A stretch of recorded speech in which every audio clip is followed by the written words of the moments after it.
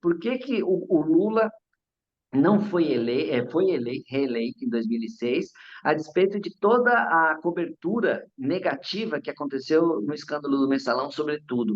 Como que um cara como esse conseguiu ser reeleito? Porque a gente deixou de lado a cobertura do que o governo estava fazendo.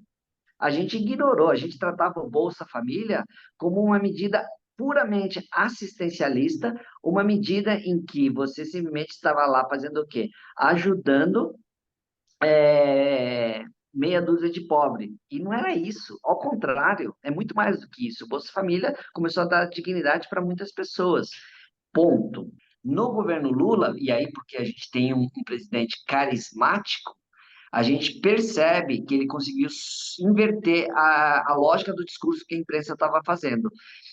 Diria que a imprensa está fraca por conta daquele episódio, etc. Não, significa que em alguns momentos a imprensa não consegue fazer frente a, por exemplo, líderes carismáticos. E eu vou dar um exemplo muito claro. Se a gente pensar, a gente teve o governo Bolsonaro como um governo trágico, absolutamente trágico.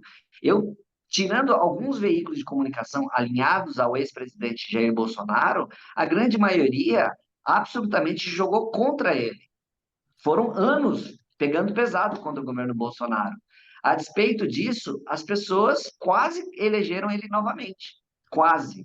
Muitas pessoas até hoje acham que o Bolsonaro é um bom presidente, o melhor presidente que o Brasil já teve. Ponto. Isso não é eu que estou falando. São os milhões de votos que ele teve no segundo turno.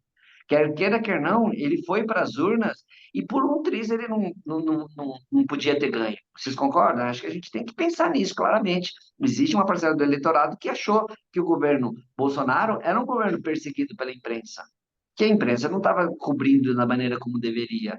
E eles trabalharam com essa lógica também de fazer disputas de narrativas, dizendo que Folha, Globo eram anti-Bolsonaro, eram governos, eram mídias que iam contra o governo, percebe? Então, o que que a gente percebe? Às vezes, líderes carismáticos têm a capacidade e a força de enfrentar o poder midiático, sim.